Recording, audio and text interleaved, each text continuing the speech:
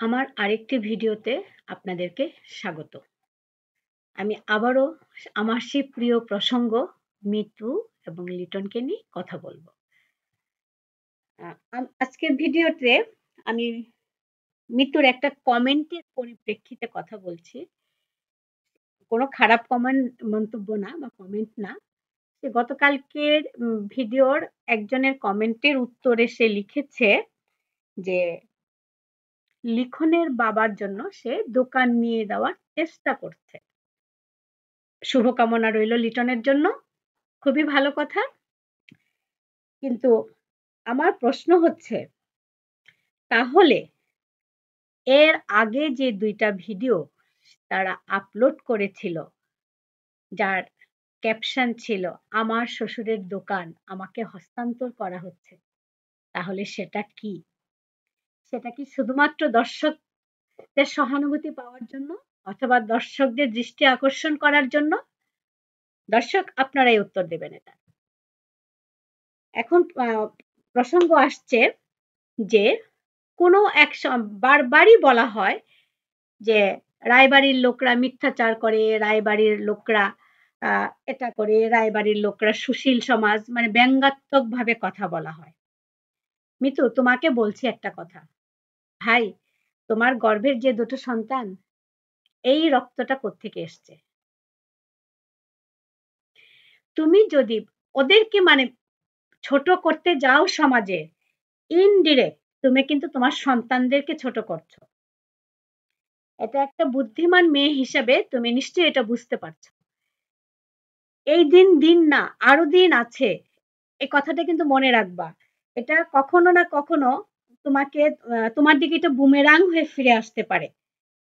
তুমি যেভাবে বলছো লিটন আজকে চলে আসছে, লিটন, তোমাদের দুজনের ভালোবাসা আসলেই চমৎকার। তুমি ভালোবেসে ওর সাথে আছো, লিটন তোমাকে ভালোবেসে আছে। এতে কোনো রকম আমি এটা মানে অ্যাপ্রিশিয়েট করার মতো এ ধরনের কাপল খুব কম দেখা যায় বা এই ধরনের বন্ডিং খুব কম দেখা যায়।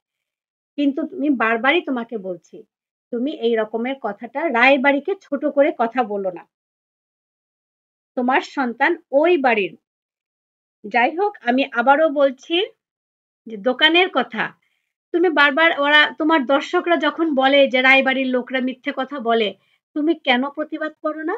কারণ তুমি নিজেও মিথ্যে কথা বলছো। কারণ তুমি কি জানো যে তুমি যে ক্যাপশন দুটো দিয়েছো, যে বা লিটন দিয়েছে যে শ্বশুরবাড়ির দোকান আমাকে হস্তান্তর করা হয়েছে, তুমি কিছু দর্শকের আগ্রহ সৃষ্টি হয়েছে এটাতে। কিন্তু ফাইনালি তুমি কি বললে কালকে? একটা দোকান নিয়ে দেবার চেষ্টা করছো।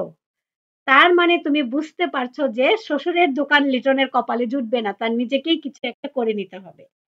এবং সেটাই হওয়া উচিত। শ্বশুরের জিনিস সে নেবে কেন? সে একজন ছেলে মানুষ, কর্মক্ষম উপার্জনক্ষম ছেলে। I like it.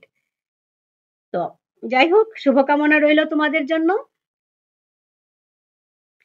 কিন্তু এরকম মিথ্যে কথা বলো না রায়বাড়িকে, আর মিথ্যাবাদী বলো না। দর্শক আপনারাই বিচার করুন কে আসলে মিথ্যা কথা বলে, কে আসলে দর্শকদের সেন্টিমেন্ট নিয়ে খেলা করে, কে আপনারা কি লক্ষ্য করেছেন লিটন এবং মিতু, তারা কিন্তু বুঝতে পারে দর্শকরা তাদের কাছ থেকে কি চাচ্ছে, দর্শকরা কি রকমের ক্যাপশন চাচ্ছে তাদের ভিডিওর, সেই অনুযায়ী তারা কথা বলে। এবং এমনও হয় যে তারা যে ক্যাপশনটা দেয় ভিতরে সেই জিনিসটা থাকেই না। এরকম অনেকই হয়েছে। প্রশ্ন থাকলো আপনাদের কাছে, আপনারা দেখুন, বিচার করুন, মন্তব্য করুন। আজ এই পর্যন্তই। ধন্যবাদ সবাইকে।